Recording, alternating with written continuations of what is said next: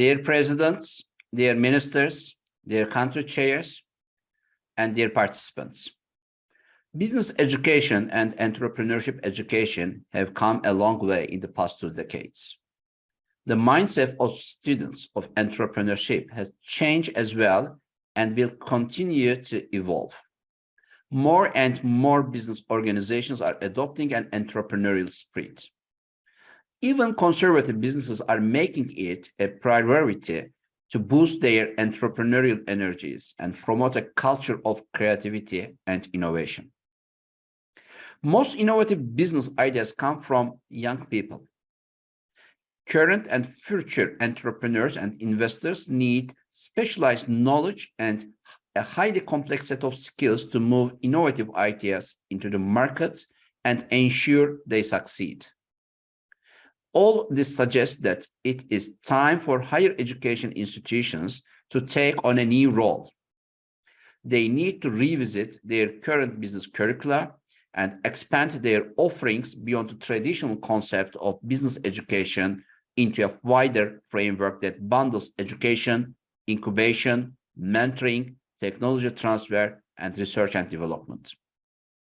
With this in mind, the stakeholders of the World Business Angel Investors Week have agreed on the theme for this year's week, which will now take place until 25th of June as global collaboration with higher education to increase financial inclusion.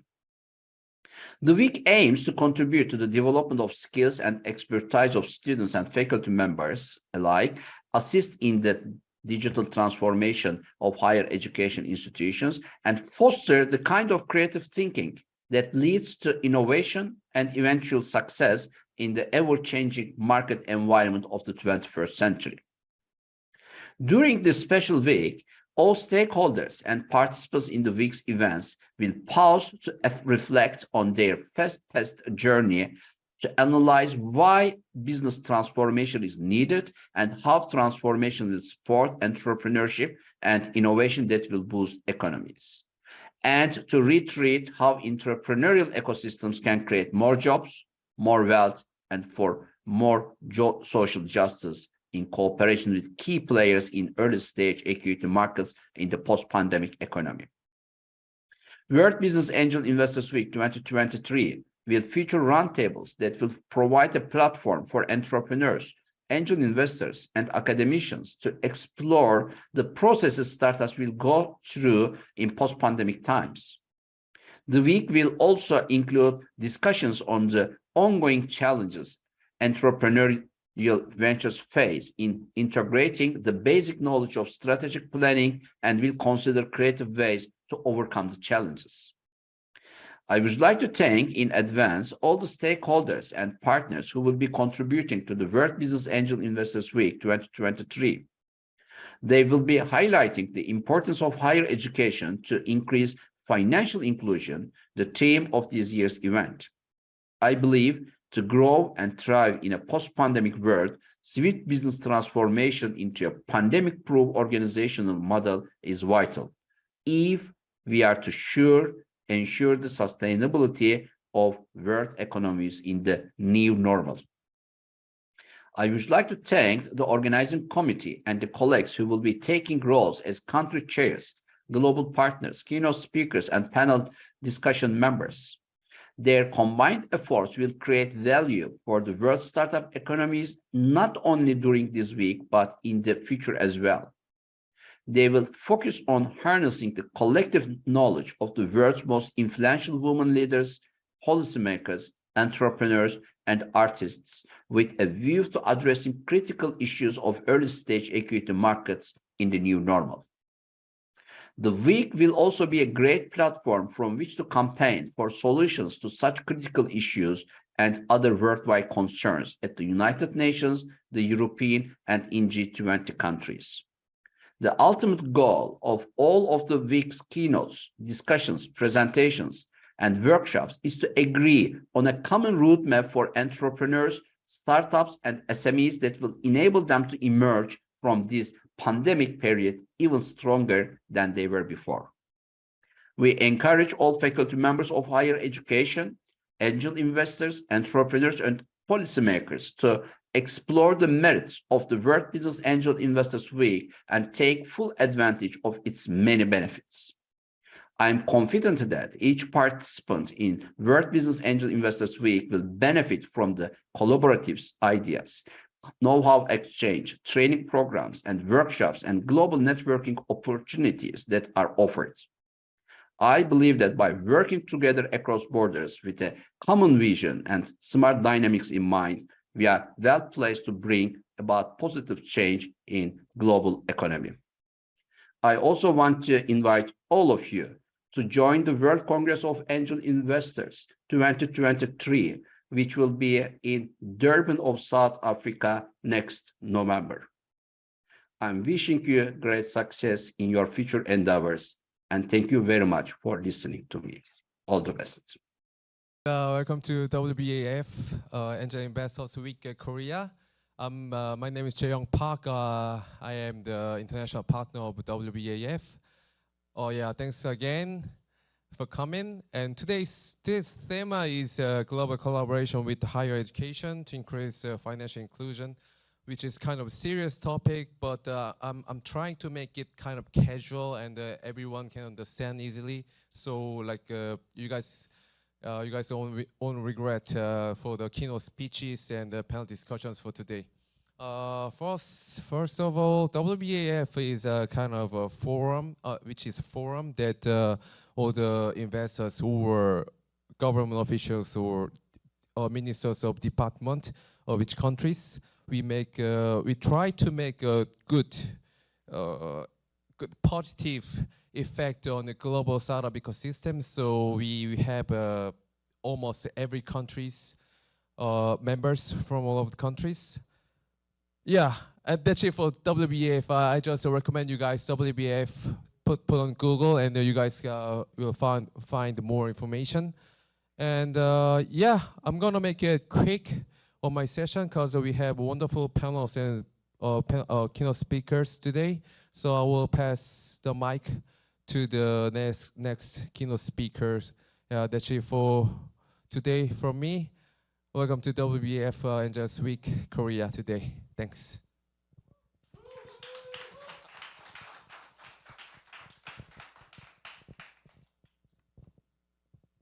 네, 상무님 앞으로 모시겠습니다.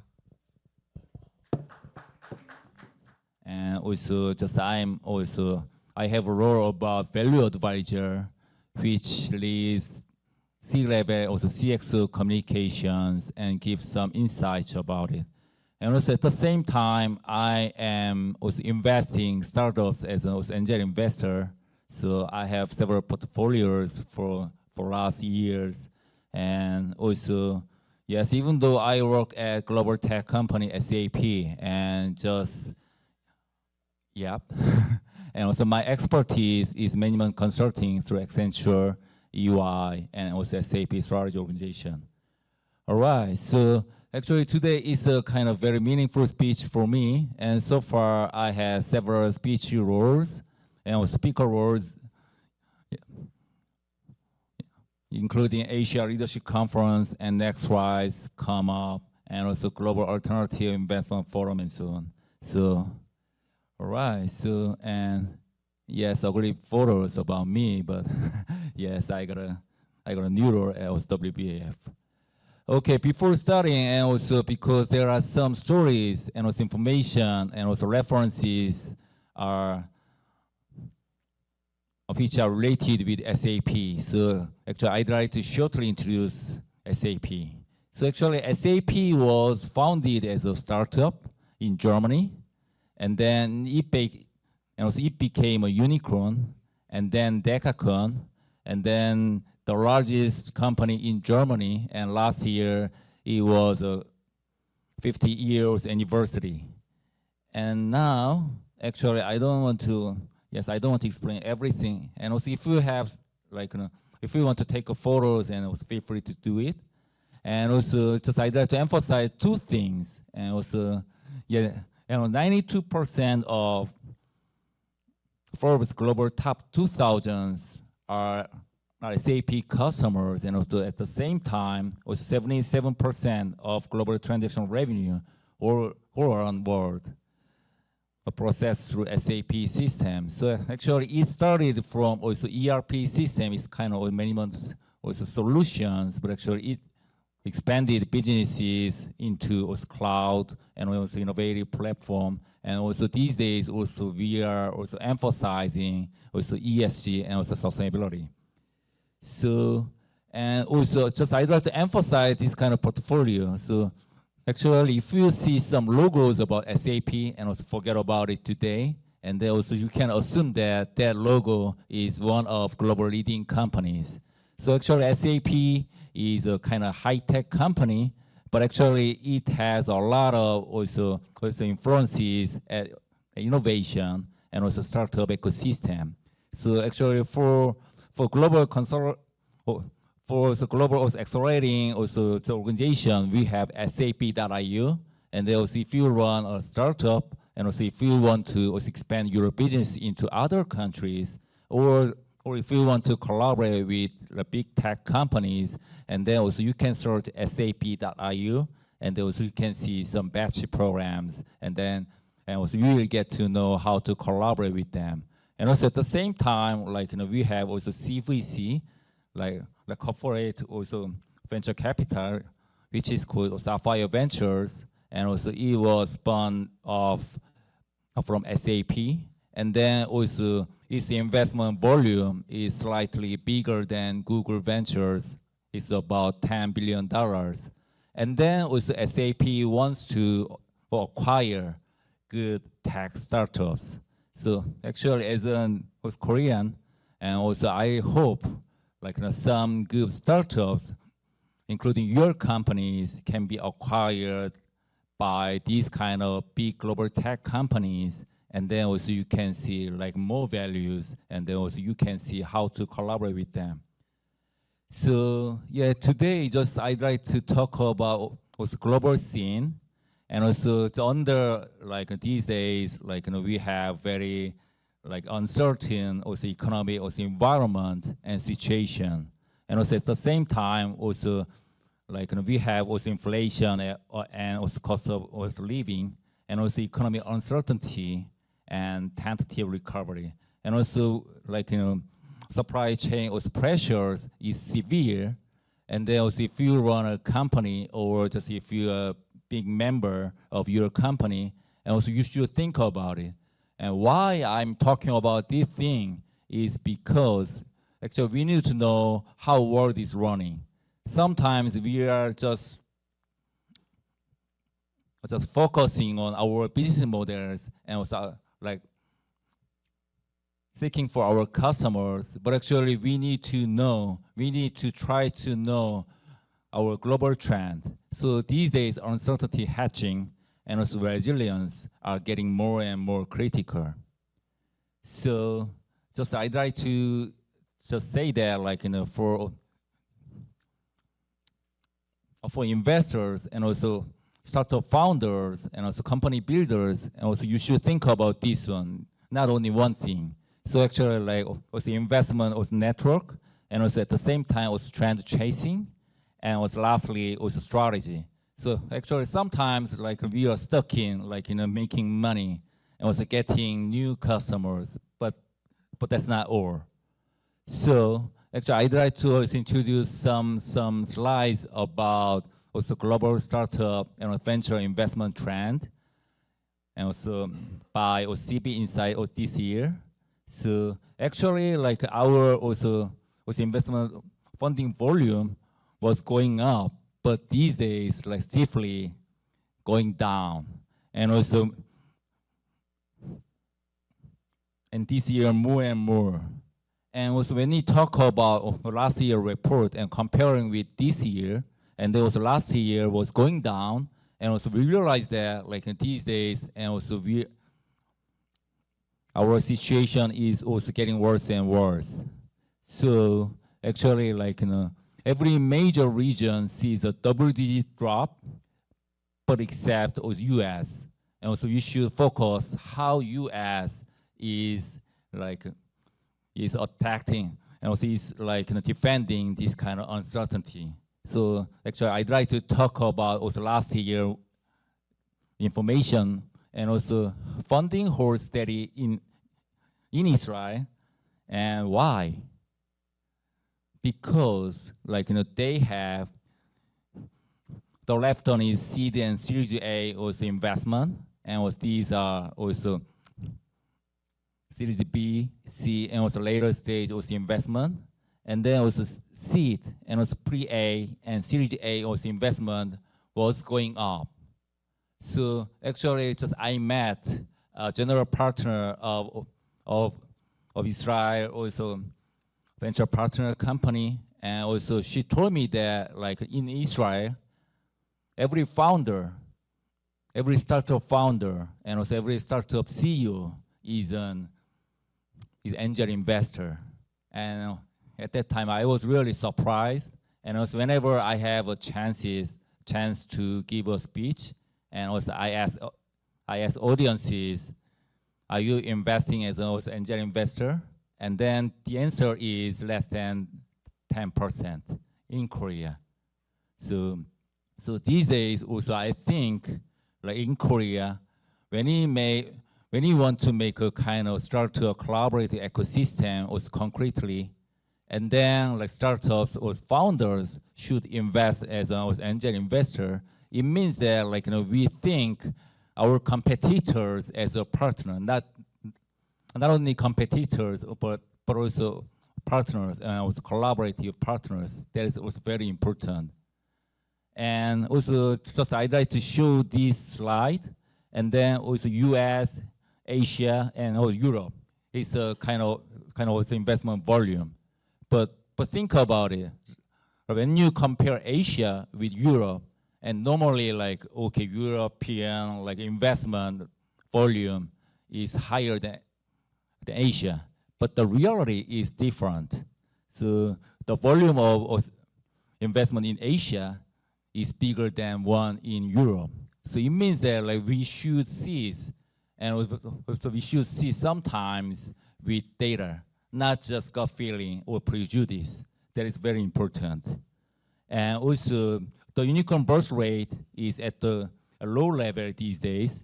And also this year we have 1,200 unicorns in the world and going down and down.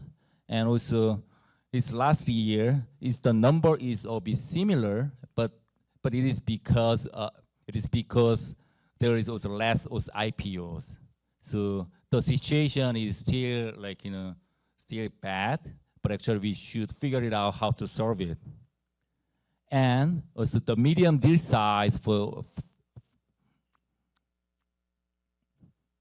late stages falls sharply, is going down. And also at the same time, also global quarterly IPOs fall by 47%. So actually, when you run a company, or when you invest in a company, or just when you work for some companies, and then think about it. Now it's time to invest more efficiently, because the valuation is going down, and also it means that our value with the same also invest money is going higher. So just think about it. So actually, what do you think value creation is? I think value creation is problem solving and also execution, and also at the same time scale up. And how to do it?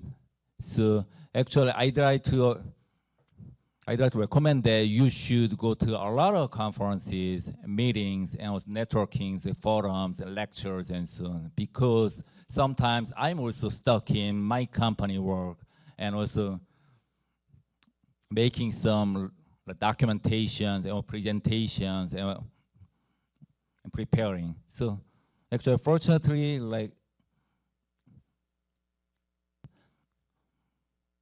as a speaker, and also the theme is also innovation and collaboration. And also at the same time, it is all about value creation, how to do it. So a lot of people from other countries came, and also, for example, also President of South Korea, and also President also Yoon Suk-yeol also visited there, and also he gave a speech, and also at the same time, also Ban Ki-moon, also former also UN or Secretary General, and also Cha Tae-won, also President of SK Group, and also Lee Jae-yong, like the President of Samsung Group, and also at the same time also Gu Gang-mo was the President of LG Group. So a lot of people came, and also just I gave a speech about open innovation and also how to make value and how to make a value also effectively. Also with also Bain & Company, which is one of the leading also strategy company with McKinsey and also BCG. So the agenda was about blue sky to bottom line, and also lessons on how to ensure your innovations pay off. So sometimes, like when we talk about just open innovation and collaboration, and also we think, okay, give some money to startups, and also make some small POCs and so on. But we forget to make a certain target and KPI or outcome. So, but actually we are doing like just routinely. So actually we are talking about how to make open innovation in an effective way with some KPIs, and also just I was talking about open innovation because a lot of startups came to me, and then okay, I tried to work with SAP, and also I tried to work with Google or Microsoft, and then just I give some questions to them. Okay, do you know about SAP is? Yes, I know. Also, do you know about the business model of SAP? Yeah, a little bit. And also, do you know about the customers of SAP? No. So, yeah, that is also reality. And also, I did like that. But just when you want to collaborate with other companies, and also you should think about their business values and also business models, and also at the same time, you should know about their customers. Actually, not about SAP, but about SAP's customers. And also, you should know about the pains of SAP's customers that SAP don't solve so far. That can be one also opportunity to collaborate. So actually, like, when you want to to reach out to a certain company, and also please remember that, okay, think about their customers and also their customers' pain point, and then also can I solve it? And then also you can start from them. So actually there was one agenda about it. So actually I tried to emphasize that also just I was attending as a jury at also Google Open Innovation Collaboration. And then at that time also I met a lot of startup founders, and just I realized that like these days there are a lot of programs by government, but just I try to say that you should approach and also reach out and also try to find out some collaboration opportunities with global companies.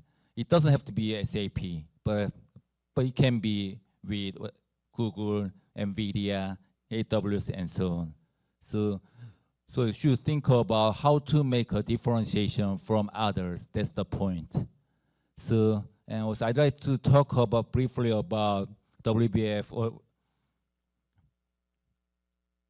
Grand Assembly last year, and also a lot of people came from a lot of countries, more than 50 countries came. And then just I was attending there, just big guy, like, hey, just I wanted to be the one, yeah.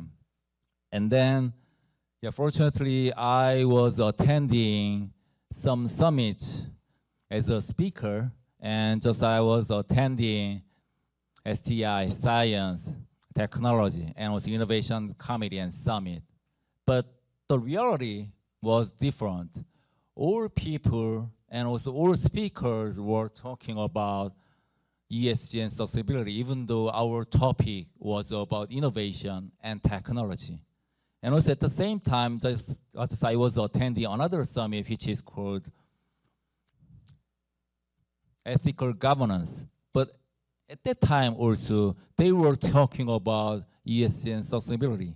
Actually, in Korea, we call ESG not sustainability that much, but in global wise, actually not so many people just call ESG because ESG is talking about also financial investment and that area. But normally we are calling it as a sustainability. So actually these are main big theme and trend.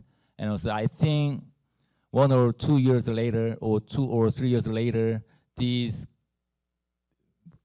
will become more and more important. So it means that now you should prepare for that. So actually just don't see the business model or current customers, but if you want to make your company as a sustainable company, and then also you should make a kind of strategy or long-term plan. And so that's why just last year and that's right, 2022, and then just I was attending, was there as a speaker, and then the agenda was about accelerating also innovations with startups in terms of SAP perspective. And also think about it, actually our customers are normally big companies with more than $1 billion revenue, but actually smaller and smaller now. But we know that we are talking there, okay, 20 or 25 years ago, and we didn't recognize Amazon and Google would become this big company.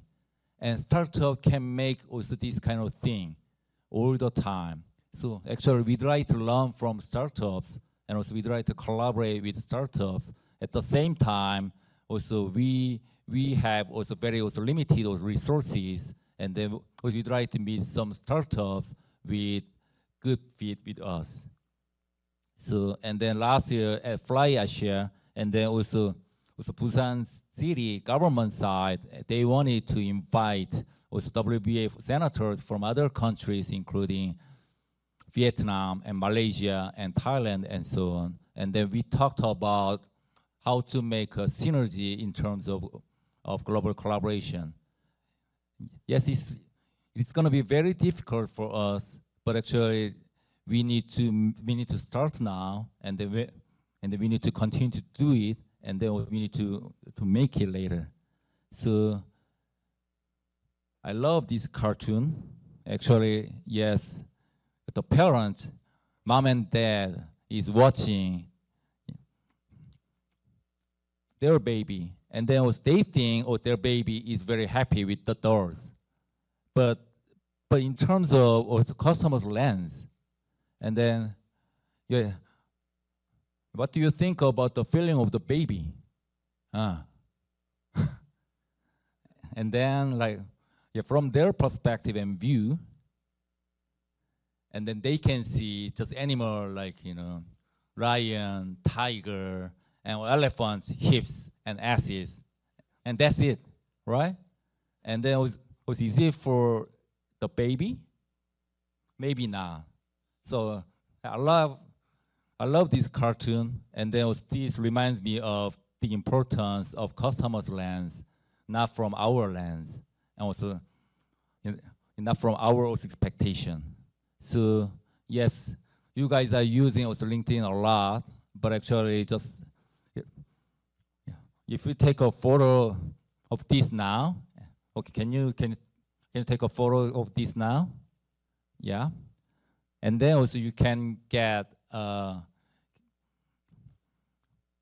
LinkedIn profile of mine, because in other countries, they don't exchange hard copy or business cards. They always use with LinkedIn. And also my colleagues from other countries, or senators and also international partners from WBF are doing that. So actually that's their culture, and also that should be our culture for globalization. So yes, also LinkedIn for globalization is very important. And just I'd like to close with this very beautiful slide. Yeah. So yes, I love this sentence from Peter Drucker. So yes, a lot of people are talking about KPI and also measurement. from Peter Drucker. But actually, I love this sentence for innovation and also value creation. So the best way to predict the future is to create it. So actually, we try to just learn from others, and also we try to get some insights and takeaways from others. Yeah, that's very important. But the more important thing is that we need to create something with a very small pace and then scale up. So yes, I hope this will be also very helpful for you. And yeah, that's all. Thank you for listening.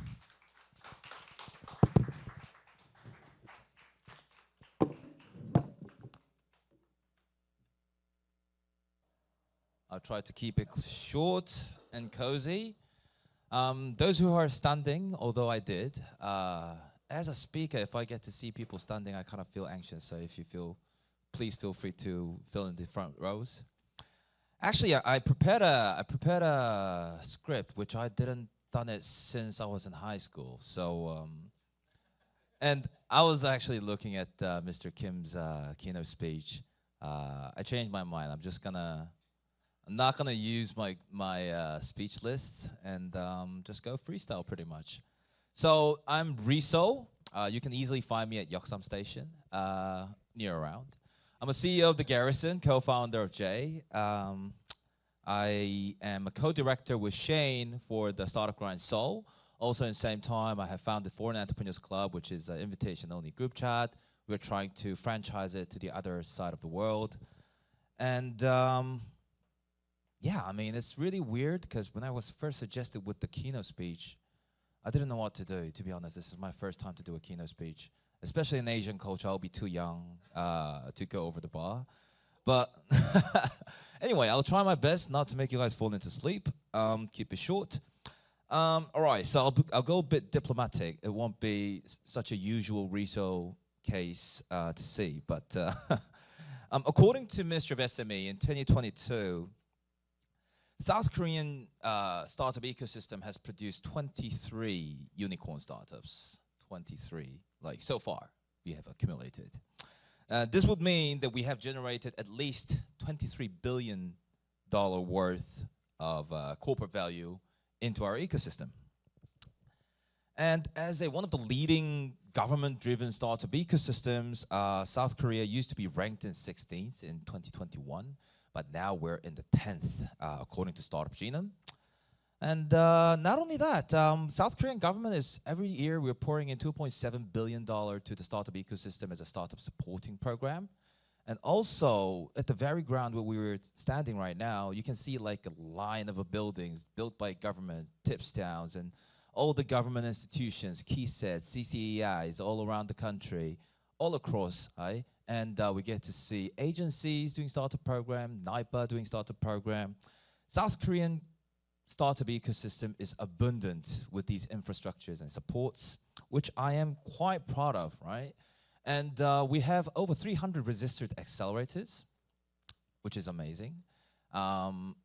Many of you might not be familiar, but America has 1,300 accelerators, and South Korea has 300 accelerators out of 51 million market. So, which is a pretty big number. We can see how supportive our ecosystem is.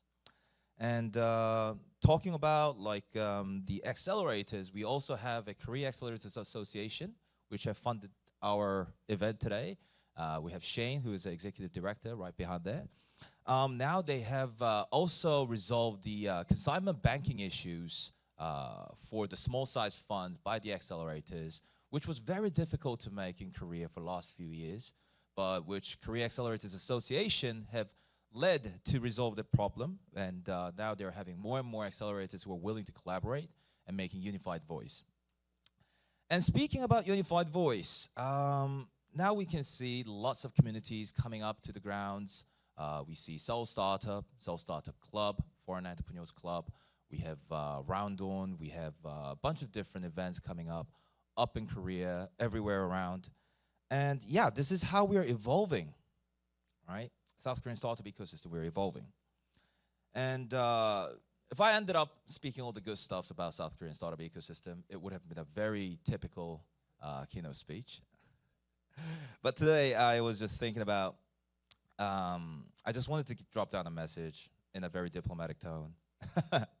So yeah, South Korean ecosystem, we have made a great achievement, huge leaps throughout the past few decades.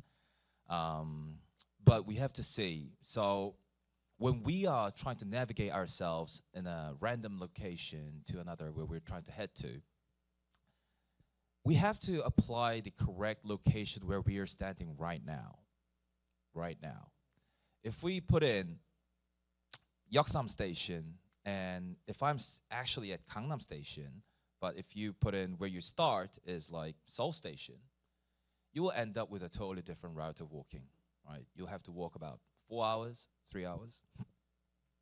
And to see where to start and where to go, I thought we should be really acknowledged about where we are right now.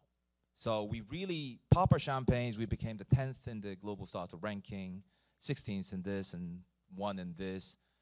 Number 1 spending in the R&D investments. Yes, it's a good thing. It's a good thing. We're popping a lot of champagnes about it. But often what I see is that we may be misleading our generations to the wrong direction by putting on the wrong location of where we start.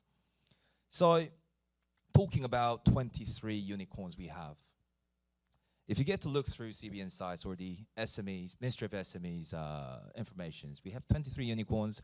And if you look at each single startups over there, over half of them are domestic market centered. So what we can see is half of our unicorns are concentrated on the 51 million market.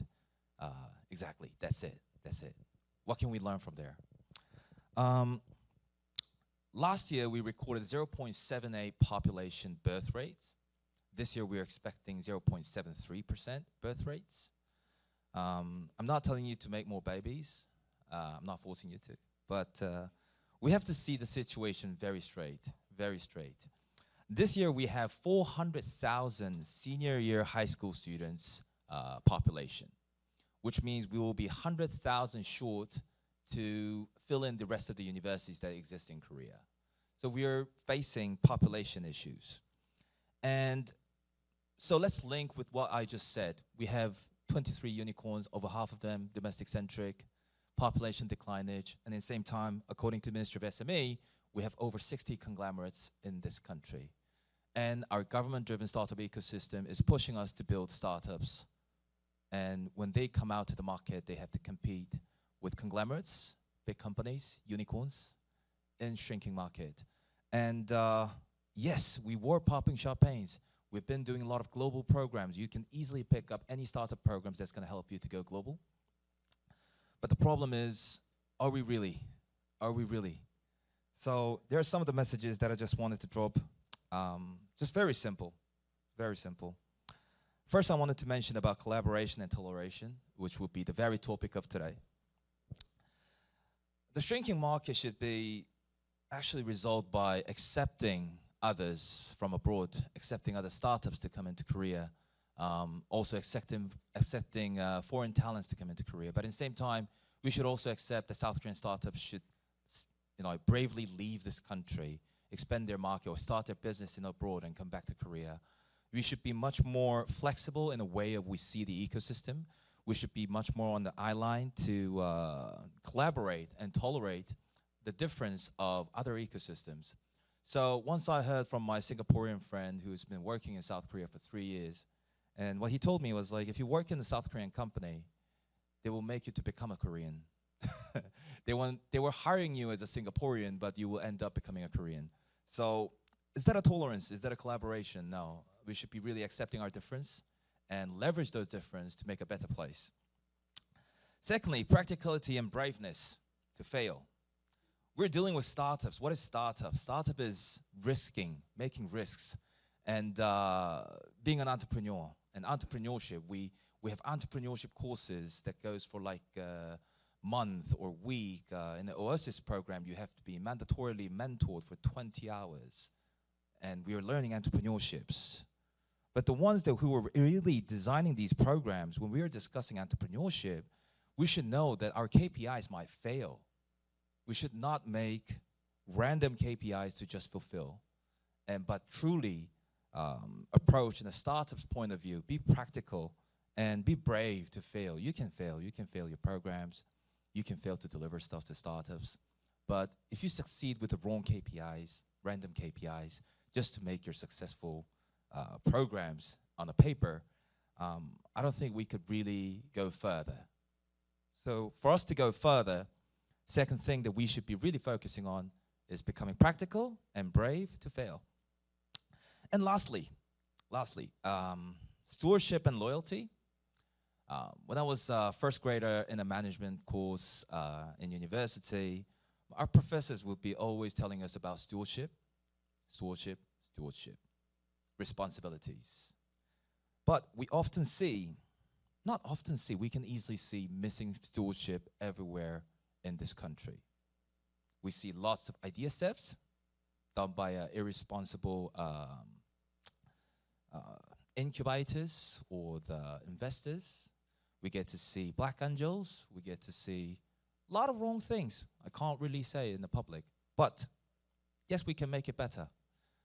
Each one of us, if we start to have more sincere stewardship and loyalty, I believe we can make difference. That's one of the reasons that we are really trying to build this community of like-minded spirits and people to make a better ecosystem. So as I said, what is entrepreneurship?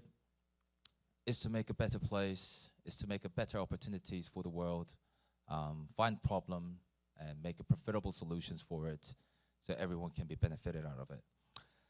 So these things might have been a bit drastic, few parts to address the points, but I hope the message was clear to all. Also, I really did freestyle many of this. We're at a historic phase of a transition.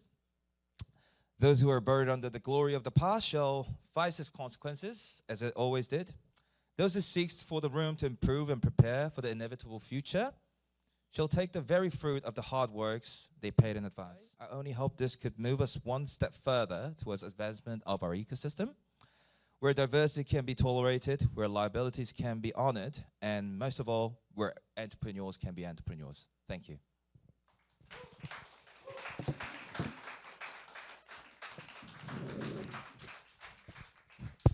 Thank you, and let's give a big applause for Mr. Kim and Riso. Oh, and let's give a big applause for today's filming team. They are like a colleague of my high school friends. Yeah. Oh, and Riso promised me he's gonna spend 5 minutes for his keynote speech, but he spent like 20 minutes. So we only have 5 minutes to break and then for networking. So just exchange the name cards or your like a contact, and grab a sandwich back there, sandwich and water, and let's move on to again at the 7:50. All right? Yeah.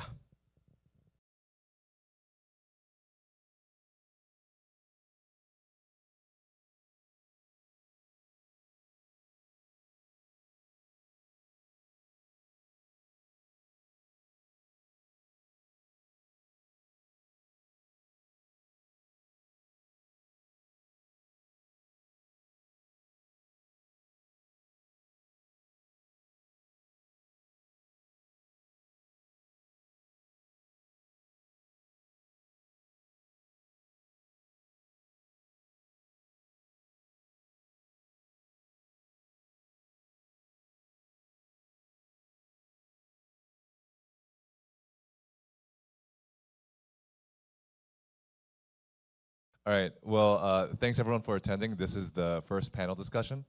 So I want to kind of give a little bit of an intro of our topic. So we know what innovation is. So innovation is creating new things, right? And so businesses create new things through innovation, and they can capture that value either through money or through user goodwill. So you can get users to create content or whatever. And so the question is, how can we create a good environment for innovation? And so it would kind of naturally goes to collaboration, right? So collaboration is the fertile ground for the seed of innovation to be planted, and it can grow into a beautiful plant that can create innovation and value.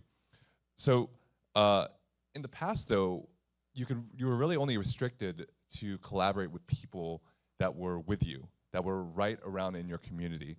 But now with modern technology, with Zoom and whatnot, you're no longer restricted to your community. You now have access to an entire global workforce. So that's kind of what we're going to be talking about today with our panelists who have experience with operating and collaborating on a global, with a global workforce. And I think the goal is here to simply inspire you to either consider, if you already are not, or to potentially to work with a global workforce, but also create awareness of the challenges, because it's not always good.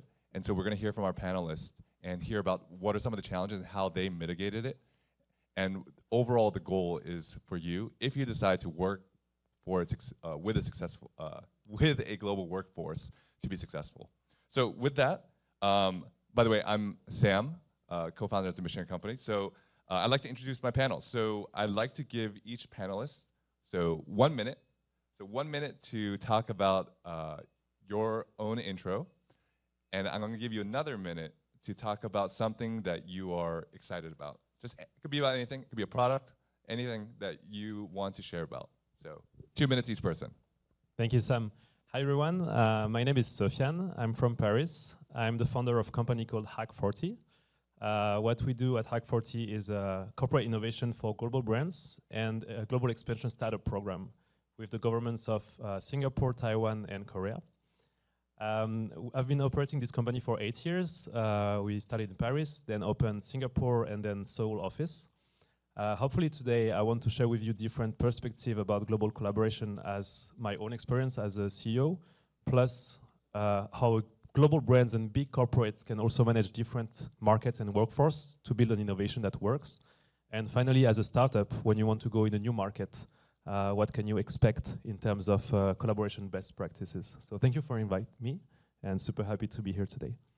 And what's one thing that you're very excited about? There is one thing, actually. So starting today, there is the biggest European event for innovation called VivaTech. It's the kind of next rise of Europe, of France. And we've been training many startups from Singapore, Korea, and Taiwan to prepare and their pitch and their sales strategy for this event. And now we are welcoming all the delegation to Paris with my co-founder, my Paris team. So I'm super excited that this event is also happening right now and mixing, you know, Asian innovations to European market. Thank you. Awesome. Thanks, Sofiane. Yeah, I'll pass it off to CJ. Hello, my name is CJ. I'm a founder of 10Loco. Now we're starting our brand called The Forward. So I'm a former founder of my own startup for the past 4 years. And then now I'm working on my as I call myself the business lead generator. So I help my clients for their business development and the fundraising mostly. And then the other part, some of my clients from outside of Korea, I help them for their GTM in the Korean market. The other thing that I should have mentioned, I'm a city lead from the Global Class. The Global Class is all about the playbook from it's a Wall Street Journal bestseller that Klaus and Aaron McDaniel, they're based in the Silicon Valley, and all they talked about the insight about how the companies go global expansion.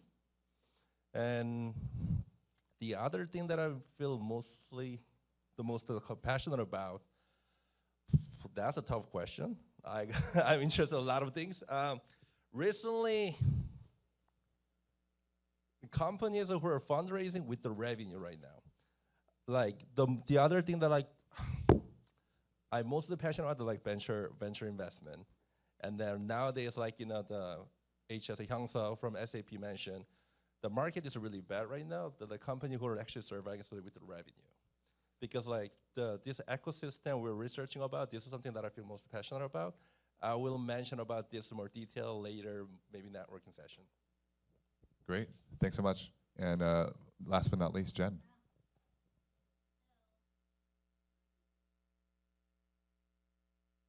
Hello. Hello, I'm Jen. I'm founder of Styles, also image consultant. So what we do is creating the world of confidence through a virtual image consulting platform. So that's my main passion these days, really touching one person at a time, so make them feel great about themselves so that they can be succeed. Awesome. All right, thanks. So for the first question, I'd like for you to think about what has been so far your best memory of working. So you're working with a global workforce, but what about one of the either best or kind of most memorable thing that you have that's working with a global workforce led to some amazing innovation or insight or breakthrough? So my company Styles is a virtual image consulting platform, and then we are creating the community of image consultant and partners. So working with different professionals in different countries, and then sometimes it's really amazing that kind of network they can create themselves while they're working with different professionals virtually and globally. For instance, like one of my clients actually, he travel different countries every 2 months, but then he will be meeting somebody that he needs in each country that he will be in to working on his self-improvement or personal branding, on and on and on. And then through that network, then he can also expand his own network as well as entrepreneurs. So that's very inspiring. Great, yeah. Any other thoughts? Oh yeah, a memorable moment for global collaboration. There is one moment that was I can never forget. It was during COVID. Our company is about physical activities, right? And so we couldn't operate at all because at the time all the global companies froze the innovation budget for about a year or a year and a half. So we're like, what are we going to do? Being in Singapore at the time, we couldn't access any help from French government or either Singapore government because we were not Singapore founders. So we were kind of lost in translation in the middle of nowhere, not knowing what to do. So surviving this time, being the most creative was super interesting for us. Another great moment, I think, is whenever you go a new market, you think everything is against you because you have local competition, you speak another language, you're from another culture. So finding a way to differentiate yourself in why you are unique and why you are still have another kind of value is really important. So memorable moment for me is first time we had a local client from Singapore or a local client from Korea, and sometimes it took between 2 to 3 years. So you start with your existing clients, other kind of clients, partners, and finally then you're respected as a trusted partner for a local company. And this shows, I think, that you could adapt to a culture.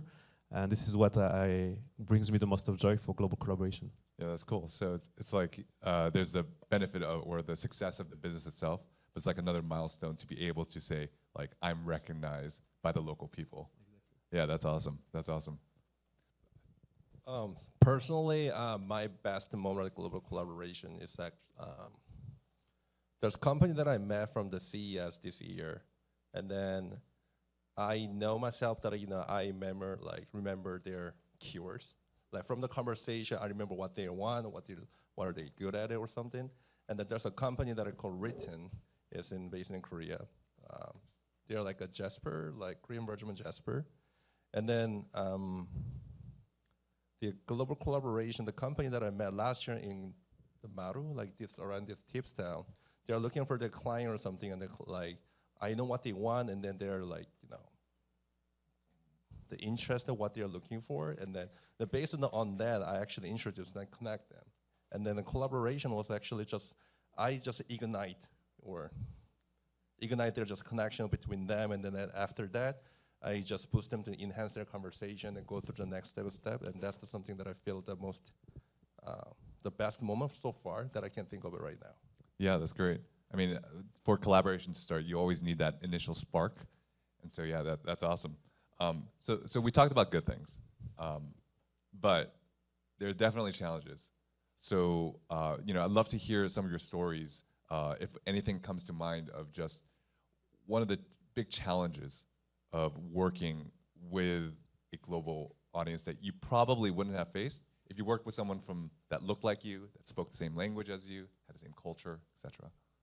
What's the challenge? My case that is just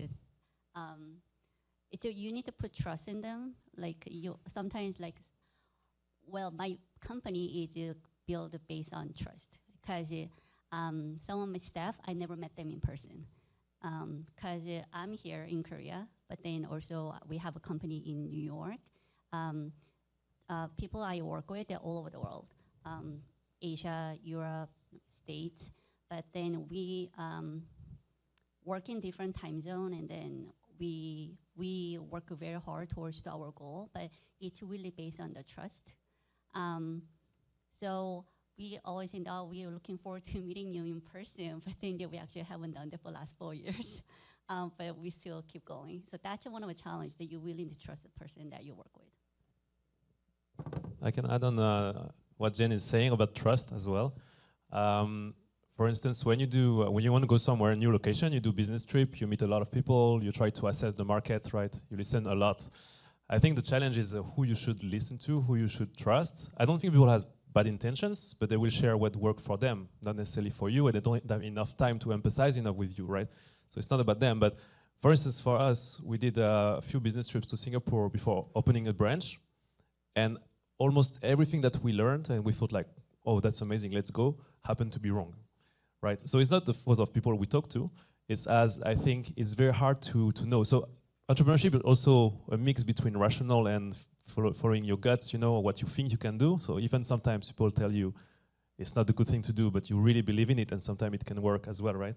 So I would say that this trusts a moment. And another example for global companies, sometimes the HQ wants to do something, they work with different markets, let's say like China, US, and then you have to work with the GM of this market, of the team of this market. But actually aligning interest is something that is very, very hard. And using the time of local markets also to adapt and localize the product is needed, but it's hard to do as well. And so one of the challenge or failed moment sometimes is when you think everything is going well, but then you go to the country, you start to do some activities, and you realize that no one was aware of what's going to happen, no one was aware of why we're doing that, and then it's you're in between HQ and market communications, and you have to find a way, right? So this was super challenging for us when a GM of a country actually has a lot of power. He's owner of the P&L of a growth. So what can HQ say sometimes, right? And you're in between, and you have to align interest. So that was also about trust, but a big challenge. Yeah, same thing with just the trust. And trust is actually a big issue for all the like business. I'll say like, I'm sorry about it, but in Paris, like I visited Paris this March, and then I got a like recommendation from one of the like startup from the Station F. And I was supposed to visit there, have a meeting with one of the accelerator there. I guess like also the trust and also the cultural difference issue. I stayed 5 days. So the first meeting was supposed to be there and have a meeting with them, and they didn't show up, or they didn't keep the time. That's the one of the like kind of like not a good way to talk about it. And then the other thing, the culture thing, was actually in Paris, it was the strike. So I stayed 5 days, but I wasted my day 2 days because of the strike. So that's something that like I was not aware of before going that, and then yeah, that's like something like I should mention about that's the best part and then like not a good part of the global collaboration is because before actually doing visiting any like global collaboration, anything related, should be aware and you research about it, but I was not doing that, so that's something that not happy about it. Yeah, I think that's a good point. I mean, I think trust, even between the same people and the same culture, that's hard. That's like really hard. But then but at least you're playing by the same rules, and you know kind of this person is being untrustworthy or trustworthy. But if you're playing with someone who is in a completely different culture, different language, different work style, it's there's so many variables, it's just so difficult to establish that trust. So I mean, on that note, these are challenges, but what have you found that works well to kind of cut through that and still build that trust? Yeah. Also, like you need to put yourself out there too, because nothing's really guaranteed. There's no perfect world here, so you need to like work towards to like a step by step that hey, I'm putting myself out there, so that let's work together and then find a way. Like I said, like there's a lot of failure too.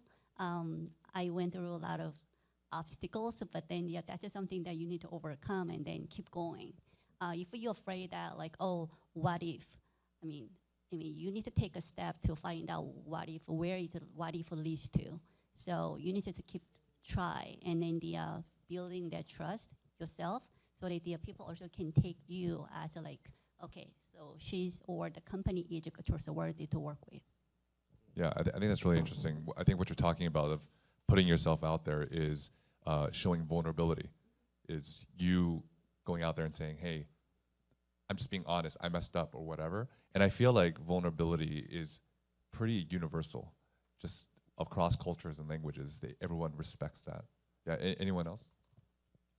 I personally, I'll say LinkedIn. Your LinkedIn activity, LinkedIn profile represents about like who you are.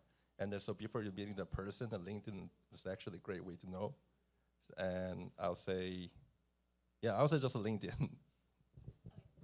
I just want to have an episode about the LinkedIn. Okay, so you really need to read when you get an invite from like a person who wants to connect with you, because it was literally like a week ago.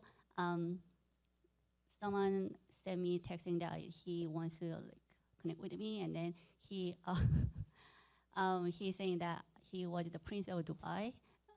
So Prince is seriously. So he had the same name and picture, and then I went through it. He had no followers, and then he just linked himself to the actual profile, like the official one. And there's a lot of scammers out there too. And he actually, so I blocked him, but then he created another profile and then contacted me again. Yes, so that I blocked him again. So, and the report to LinkedIn that impersonating Prince of Dubai, like twice.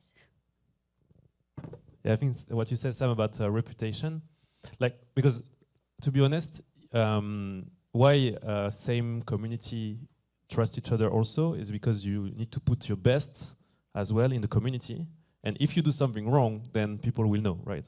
So it also forces people to do good stuff to each other in a way. But if you go abroad, like basically you have no leverage, you have no incentive on the people, so you cannot really say something bad about them if they cancel a meeting, right? Which I'm sorry to hear actually, but Paris, come again, please. So that's one. And the second reason I think is companies, if you're trying to sell something abroad, like the company who are supposed to purchase something, they also in their life, so in their business life, so many companies come from abroad, pitch, say about amazing stuff, and never come back or disappear and so. So that's another reason why also people are a bit skeptical. So I would recommend usually when you go somewhere, try to find your own people, kind of, and navigate this expat community of yours, like Koreans in Singapore, Koreans in Paris, and ask them first, at least. As a first filter, they can link you to trustworthy people, and you can trust them maybe more because there is this kind of a community effect that you cannot really do bad things to each other, I would say. Yeah, that's great. I mean, I want to go back and touch on something that Sofiane said, talking about communication. So as you're working with people from across the globe, I think one of the biggest challenges is the communication silos. So we talked about kind of language communication, and then there's the communication silo where I think I have the information, and then you go over there and you're surprised that they have no idea what you're talking about. So how do you deal with that? How do you mitigate or solve that problem? You need to be really consistent and persistent. So if you are saying something that you need to stand by that what you're saying, it's just it's a little extreme, but then I always think that like everything I say will be recorded, so that I say things that I can actually back it, like if it comes back to me. But that's extreme. But then you're willing to be consistent and persistent all the time with the things that you say, especially you are a startup or the entrepreneur. Because especially these days that anything can come back to you, like then you also need to prove that. So just to be true to yourself. Okay. I think a way could be to do something that looks pretty generic, but really study on your competition in this other country, just to know the landscape and just find a way to differentiate your pitch. I mean, that's the most important, because the people you will pitch, they will know your competition maybe better than you, and it's very easy to be less convincing. And the reason why to work with a competitor that comes from the other part of the world compared with a local company with all the same legal infrastructure, language, and everything, it's a big gap. So you need to have a big, competitive edge if you want to win over a local competition somewhere else. So I would say, search your competition and differentiate your pitch. For me, in terms of communication, I use, for global collaboration especially, I use a visualization. So even though we speak like same language and we have a different backgrounds, so I think it's the most intuitive and then effective way to communicate is like visualization, some like images or trying to represent what you're thinking or something that, and then with the text, definitely more helpful. So that'll be the most effective like communication that I've been using it with the like global collaboration. Okay. So I think we're coming up on the end of the panel, but so I want to leave with this final question. You did not get this question, so I'm gonna ask it now. So final question is looking into the future. So there's a lot of real interesting technology that's starting to come out. I'm wondering what technologies or trends do you believe will have a big impact on global collaboration and innovation in the coming years? So any big technology or trends? I'm not sure that will be big, but then since I'm actually working on this virtual world, so that I think that VR and AR will be great, even further innovated in future. And then also obviously like we are talking about AI all the time, but then yeah, that's given. But using the AI, I think that like VR and AR will take in a huge part of it. Yeah, I agree. I think the first step was the virtual workshop platform like Mural or Miro that you can collaborate online.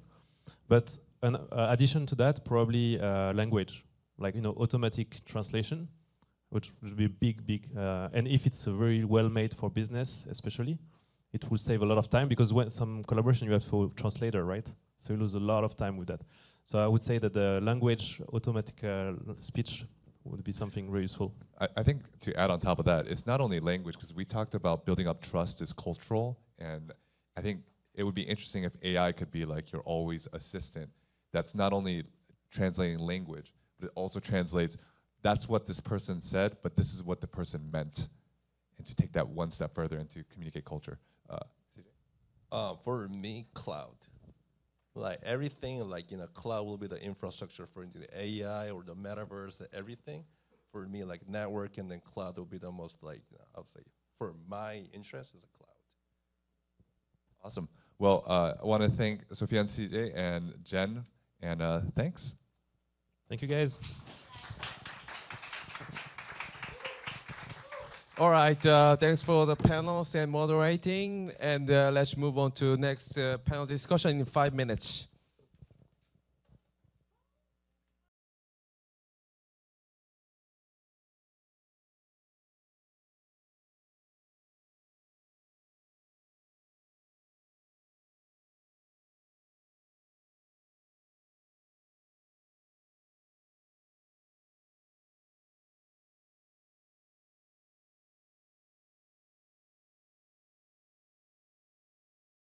I think we'll be good to go. All right. All right. All right. Seems like everyone's enjoying it. So I'm gonna give it like another 10 more seconds. Yeah, our speakers are not so good. Everyone's having a good time. Yeah, it's all about the events, connecting, communicating. Awesome. Awesome. All right. I'll literally start now, okay? So I know everyone must know me already because I've done the keynote speech, so I'm just going to toss up the mic to Chris first. Chris, please introduce yourself. Hi, thanks Riso, and thank you guys all for being here. My name's Chris. I'm from the United States. I work at Channel Corporation, which is just up the street in the GS Tower, and I'm on the US sales team. Channel is a business-to-business messaging platform, but you can think of us like a live chat / CRM. And I've been living in Korea and internationally for about the last 10 years in many different roles, as a teacher, as a student, working in startups, in marketing, business development, and sales. And so it was a great honor to come here and be able to talk a little bit about my experience, what it's like to have worked and lived in different countries, and what you can expect to be either a foreigner living in a different country or working with different countries if you're staying here. So yeah, thank you so much. Awesome. Thank you, Chris. And June, please. Hello guys, my name is Jun and I'm from Yojima Group Korea as a startup accelerator. So me and Jay and Liso, we are talking a lot about the Korean startup ecosystem. So I'm here to discuss about our Korean startup ecosystem. So thank you so much. Thank you. Joel? Hi, my name is Joel. I'm from the US. I've been living here in Korea for about 8 years now. I'm from the Washington, D.C., but I used to play table tennis professionally. That was why I first came to Korea. Currently, I'm the CEO and founder of L Company, so we are a business development and consulting company with a focus on global marketing. So foreign Korean companies who need to go globally, these days we do some matchmaking as well for foreign VCs trying to enter into the Korean market. And that's what, yeah. Right. Awesome. Thank you for joining the panel discussion today. I guess it's quite precious time of you at very late evening. Thank you. So now today we're talking about building trust and relationship in a global collaboration. And I want to start off with Chris. I mean, Channel is literally a CRM company, and it's going global, right? And you're in charge of US market. And for you, what does trust and relationship means to you, right? Yeah, it's a great question. So it's literally in the name, customer relationship management. CRM is all about relationships and building trust in a relationship and how important that is for a business to do with their customers. But from a personal standpoint as well, having lived abroad and worked in different kind of companies, there's a different level of trust and relationship that I could speak to, and it's just really necessary.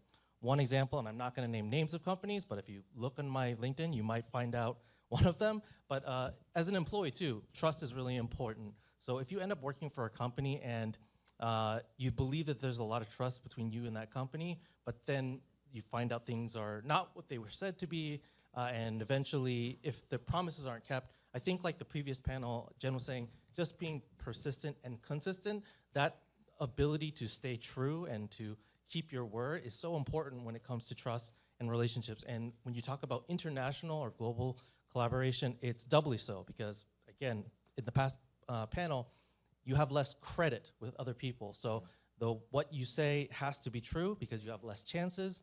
And so I really think that trust and relationship when you're dealing globally are probably 2, 3, 4 times more important than if you're dealing domestically, just because you have less chances to make a first impression, and word travels fast. So it's a really crucial thing to build early, and it's not something that happens overnight. So it's also something that requires a lot of hard work, dedication, and honestly planning and strategy.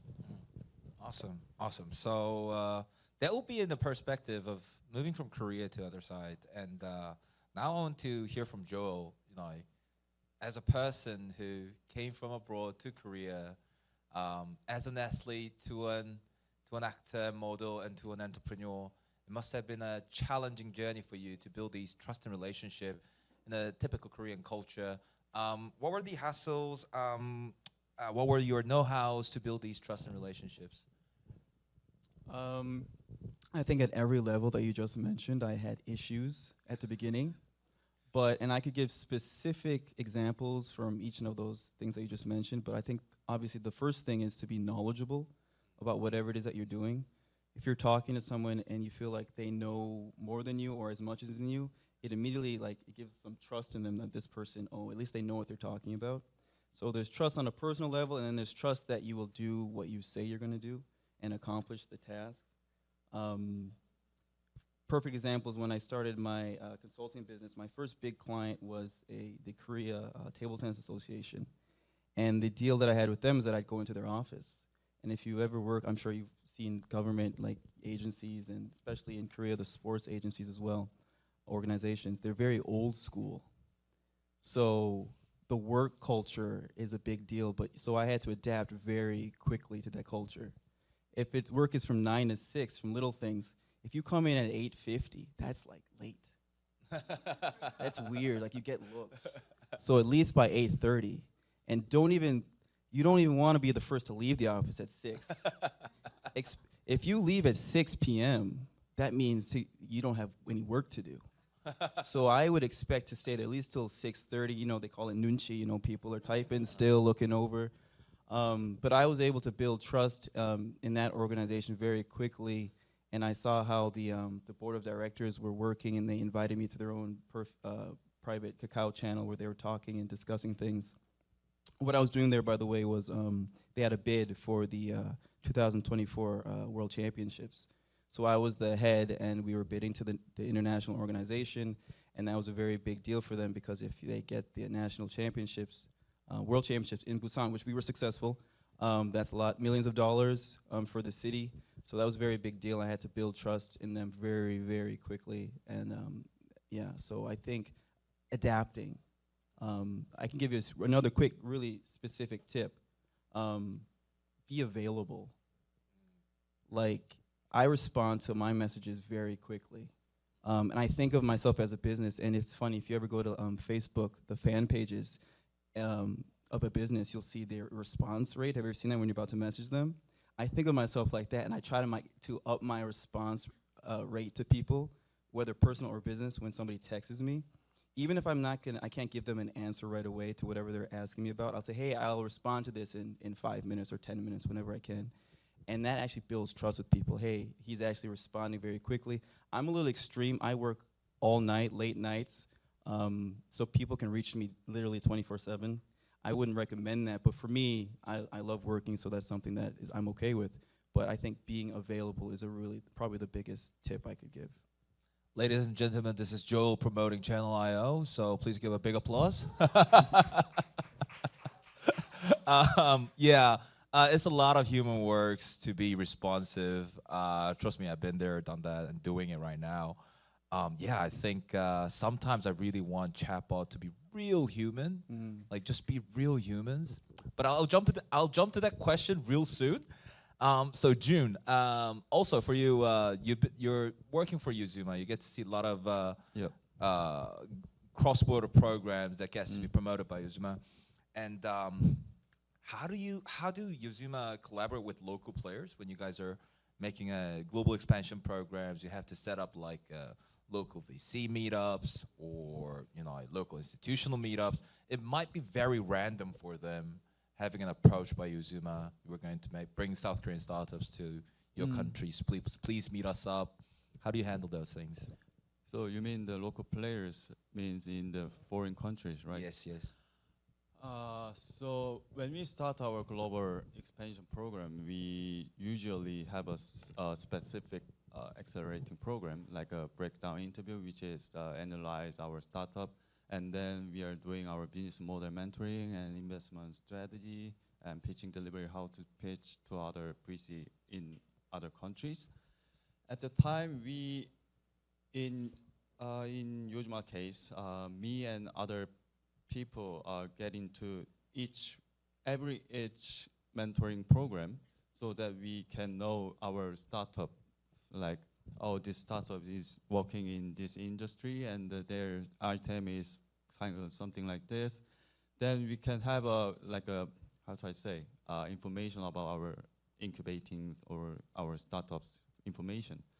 Through that, we are trying to connect our, we have some foreign investor or something like an accelerator in other countries, but we are also doing our like a cold call or cold mail. We are sending to them and hey, we have this kind of startup in Korea, and I think you need to see this startup because they having a really great service and technology, and through that we are making a connection and trust with foreign investor and the pre-seed, for like kind of this flow.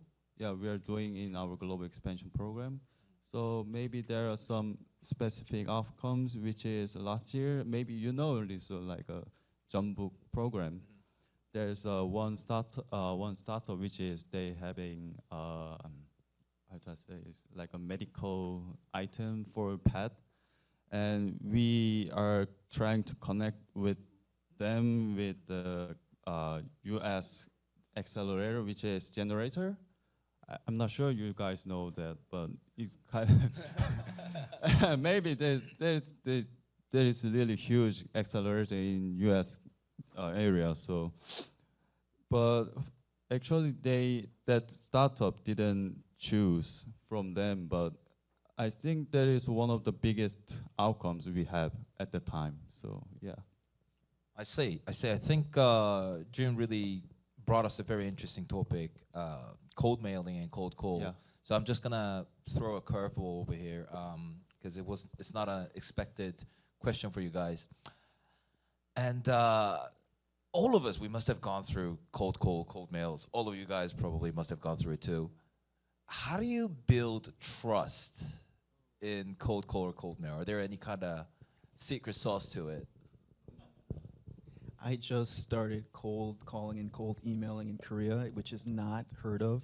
In the US, that's something I used to do since I was 17. I have a real estate background, so I would cold call and cold email people, and I was able to build rapport very quickly with people in the US. But in Korea, every cold call or cold email comes off as like a scammer or whatever. It's just not common. So I'm also training my interns to do the cold emailing. And I have them start by starting very, like for example, let's say, because we do some programming and web development too as one of our services. Find people without a website and DM them and say, hey, we were looking and trying to find your website, but we couldn't find one. And that's our first interaction. And then they'll say, oh, actually, we don't have a website. Well, I've got good news for you. We can make a website for you. So start by adding, giving value first and being very friendly instead of a long, if you're sending an email, instead of a long email with all your business services or things like that. Start by being a friend first. I think that's my big tip for cold emailing or calling. All right, awesome. Yeah. Yeah, I'll jump onto that as well. Being in sales, cold emailing, cold calling is part of the job, and a lot of times whether you like it or not. And I think there's a lot that Joel just said as well that I totally agree with. I think people have a sense for when you're being genuine and when you're not. So a lot of times if you're in sales or if you're in LinkedIn a lot, you see all these kinds of templates like, do this and I guarantee you will get this amount of conversion. I don't personally believe in that because I think that's the essence of not necessarily being genuine. So even the sense of, personalization, if it's personalization that comes with no work at all, it's not that there needs to be effort put in, but it has to have some sense that if I'm reaching out to this person, they're not just a number. They're another person, and so the amount of work that I have to do to build that rapport really quickly means I have to really listen, genuinely be curious, and try to connect with them on a human level.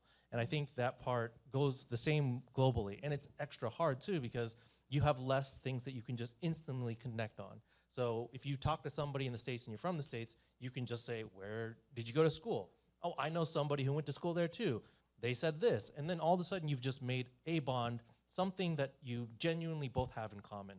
And I think that no matter if you're doing it internationally or domestically, genuinely finding something that you have in common and building on that, that's just building a relationship. But if you start with what I want to get out of this, and you have no real respect for what the other person wants, again, you're not giving them any value, you're just asking for something. And you can go kind of far just on asking, but I think after a certain amount of time, people suss out, oh, there's really no give and take in this relationship, why am I trying in it? So, yeah, my opinion to add on to that is it does take a level of genuine authenticity, and that does take work. Again, you might have to do some research. You might have to really listen. You can't just think about what's the next part of my sales script that I'm gonna say and spit out in response to what they said. You actually have to be listening and trying to hear them so that you can really give a real response. Awesome.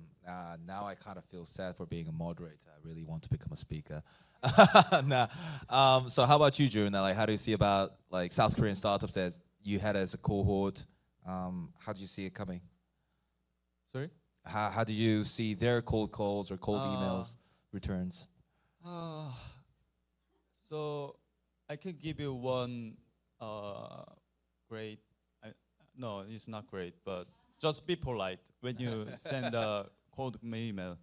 But because and you can find some template of the in Google, and like you know the Korean traditional people in old generation, they always want to like be polite. Yeah, like hello, my name is Jun, and I'm working as an accelerator in Yojima Group Korea, and right now my role is blah blah blah. Some people want it. Because it's not like a American style, like it's Korean style. So maybe you need to be polite, and you need to sometimes you need to translate English to Korean. Then maybe they can think, oh, this people, this person is from, like, for example, like a UK, but they are trying to use Korean language. Then okay, let's see. Yeah, just coming to our office and let's see what you have. Like, maybe you can get this chance. I think. Just be polite. All right. Okay. So that's a very different perspective about sending a cold mail to Korean startups and going abroad. And to stay in the flow, right? After you build these kind of trust and relationships, right? And then there will be a point where when these clients wants to leave, or they want to cut their services, or they want to stop subscribing it, how do you guys kind of give the closure to those things? How do you guys give closures? Yeah. May I? Yeah. I don't let them go. Honestly, I have one client that has been with me for about almost 2 years now, since almost the beginning of since I've started. Yeah. Even when they wanted to stop, there was one point where they wanted to stop, or I wanted to stop, because I actually was doing so much work for them, which is fine. And but instead of asking for more money, what I did is I asked for less money. I asked for less money, and then I changed my services up a little bit. I told them I'd do less for them for a lesser pay. They saw that they could trust me through that, and they kept going. So we took a pause. But I kept adding value to them, working them for free, essentially. Just keep adding value. Then they called me back within a month or two later with a new project that they wanted me to help them with. So I try and consider, I think of every client in a very long-term perspective, and I don't think of it as money. I think add value first, and honestly, I don't want to let anybody go. Nobody, yeah. I see. Anything to add on that, Chris? It's a really respectable and a commendable position to take, Thank you. especially from like a SaaS platform point of view. Some level of churn is kind of expected, but I think the important part is really the idea that it's not just about money, it's about a relationship.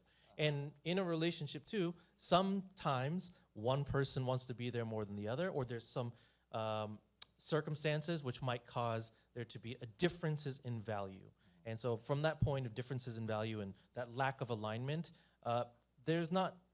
sometimes you can't overcome that by sheer will either. So I think there's also a level of respect and understanding why they want to leave. And I think that's the important part. If the person wants to leave and there's an underlying reason that you don't understand, I think it's okay to push to understand why they really want to go. And maybe there's ways that you can keep them if you understand the underlying reason why they wanted to go. So if price wasn't concerned and they're being priced out of your services, yeah, maybe you can adjust and give them something different so that you can maintain that relationship. Maybe they don't really want to go, right? So I have this feeling that when you talk about people going, there's a level of respect to understand. And if it really is this divergence of values, just say thank you, right? And I think the biggest problem you could do when you're letting somebody go or when you're ending that sort of relationship is to end it on a bad note. I think burning bridges is the opposite of building relationships. So you can still maintain a relationship and a professional relationship even if they're not using your service, because you never know. Maybe they would say, it's not right for me, but I can recommend you to my friends. They can recommend you. So I really think keeping things on good terms is the key to really long-lasting relationships. And they might come back too. I see. All right. So we have Channel IO and one entrepreneur and one accelerator, which is a pretty good mix. And now we have about like 4 minutes left. So I'm just gonna drop a common question because we've been talking about cold calls, cold mails, which is pretty good. It's about how to open up a relationship and trust in the beginning. Now I want to say about like how do you maintain it on extend to the churns, like if people start to leave. How do you guys maintain, like, are there any tips that you would give to the startups or to your clients, or how to maintain this relationship you already have in the business, especially in the global collaboration? Checking in often with people, even if you don't have a business relationship with them. My go-to phrase is simply, hey, what projects are you working on? Even if you're networking, a lot of times you go to these networking events and you meet so many people. I've got hundreds and hundreds of business cards. And sometimes nothing happens, and you have to sort of take that first step to reach out to people, but do it in a very non-needy way and just ask the same question. Even without wanting anything in return, just say, hey, just checking in with you. What projects are you working on? And amazing things happen if you just say that sentence. Oh, this person actually cares. And then if business happens, it happens. If not, that's fine, and just keep checking in with people. Awesome, awesome. Yeah, I'm gonna address that same question in two ways. The first way is gonna be my company-sponsored answer, which is use a CRM, right? Okay. And that's for two reasons. I mean, I think part of the idea is that a CRM is this database of who you know, and in some ways too, like our brains, we get busy with work, and even with your own friends, your Kakao friend list, your Facebook friend list, there's people who you want to keep in contact with, but just through the course of life, you end up going a little bit this way, they go a little bit that way. There's no reason why you really wanted to separate. So it's nice to have some reminder of, oh yeah, it's this person's birthday, or oh yeah, it's been this long since I've talked to them, I should reach out. And I think that that concept of a CRM and letting people remember who their friends and their contacts are so that they can reach out and stay connected is a great part of it. That's the one half. The other half is again tying to that same question earlier, but I said about like being really genuine. So if you think of people as something that you can get out of them, or you see that as a very transactional thing, I think the problem with that is you only can see them in that view, right? Whereas if you get to know them and you really have this genuine idea of who that person is, what they want, and what they're looking for, the natural part of your brain, of the CRM part, can be if you find something that reminds you of that person, right, you can then make links and you can make connections and network. Yeah. And I think that part is a really crucial part to maintain relationships. True. When you really think of the other person of, I'm gonna gain nothing from this, but they want something and there's an opportunity for me to help that person out. If you can do that, you really are gonna win in the long run because you've given that person something, they didn't expect it, they also didn't ask for it, and you are not getting anything from it. And if you can maintain that kind of a relationship with many different people, I think naturally you'll start to get a reputation, and then it just gets easier to be able to have these relationships that sustain. Right. Well, thank you for the tip. I think I should really learn from it. Right. So lastly, June, since you have a bunch of startups in your cohorts, how do you guys maintain those relationships internationally and locally? For the startups? Yeah. For the startups, so just simple, we need to keep connected with our startups. That's the number one for the trust. And actually, we are trying to, when we are talking about the trust and the collaboration with startup, so actually we are running around about the global expansion program, and actually the success rate is quite low. So I just thought that the reason why it is because the trust between startup and accelerator is quite low, because usually our government accelerating program is quite short term, like less than 1 year, like 6 months or 7 months. So the government agency or institution just want to get some specific KPI or outcomes or success case.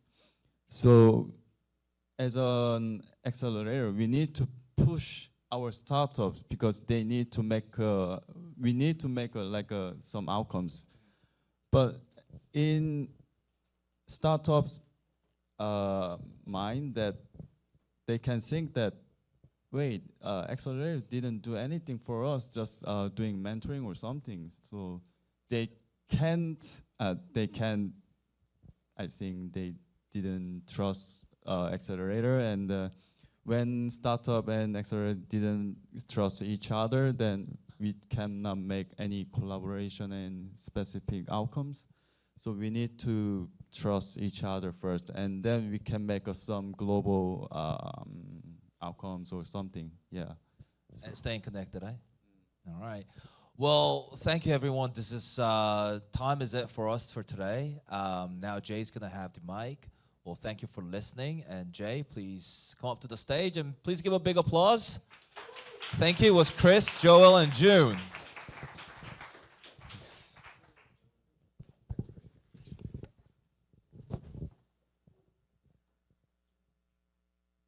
All right, guys, that's it for today. And we have checked and we have talked about how we can get more efficient in the global collaboration, which is kind of essential part in startup ecosystem.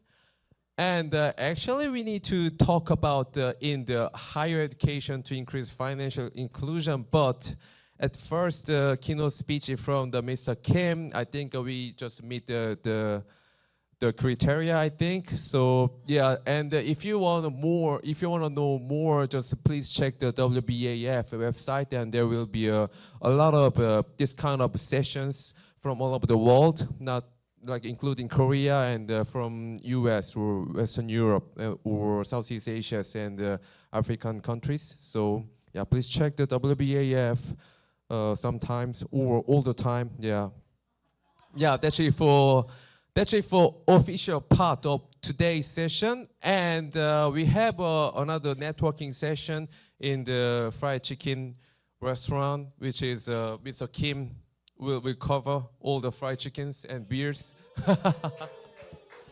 So if you guys want to talk more with other people, just please follow the Mr. Kim. Yeah, thanks for coming today. Thank you.